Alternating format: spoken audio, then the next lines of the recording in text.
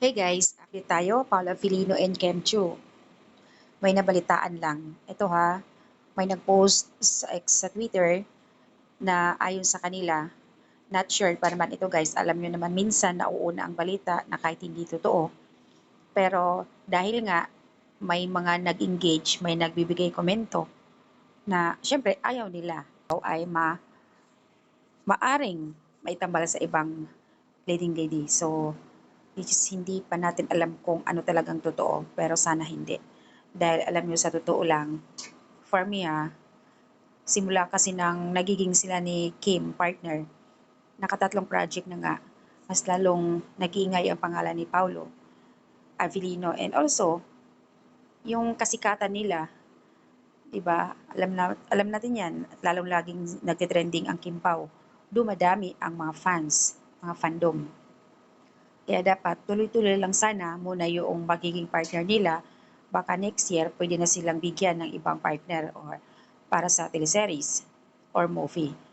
For me lang yung opinion ko lang guys. Kasi may napabalita nga, yung iba nagbigay komento na ayaw nila muna na i-partner si Kimi sa iba. Even si Paolo Abilino, umaayaw din sila na i-partner sa iba. Kasi nga, syempre, alam naman natin lahat na once ipapartner si Paulo Avellino sa ibang ah, babae at syempre nandoon na rin yung point na laging magkasama, ando sa set, yung pag-caring sa isa't isa, nandoon na rin yung point na masasabi mo madidevelop na naman. Kasi palagi sila nagkikita eh.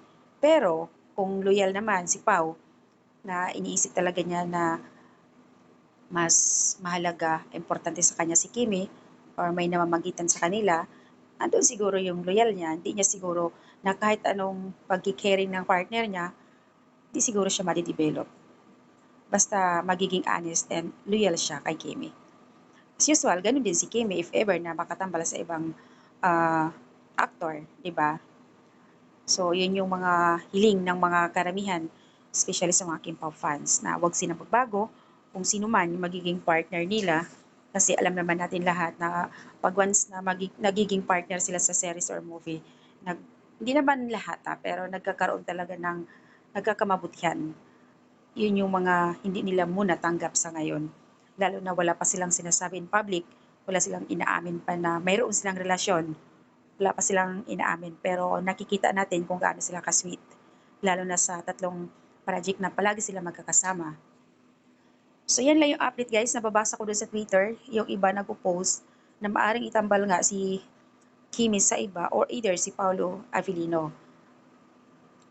Isang netizens na comment pa doon, nagpo-post pa na not sure kung saan niya nakuha yung info na ayon sa post niya, magkakaroon ng project ang dalawa pero hiwalay sila, hindi sila ipapartner.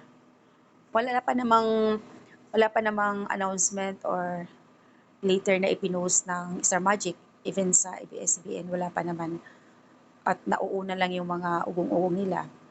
Di ko alam kung saan nakukuha ng mga iyan kasi nakapost na yung iba eh. So, yan guys ang update ng Kim Pao. Basta, hindi pa naman sila ipapartner sa iba kasi may contact pa si Paulo sa Star Magic with Akimi. So, may dalawang project pa silang natira. Totoo yun. Kasi pumirma na last year si Pau sa Star Magic. So, ganun din si Kimi.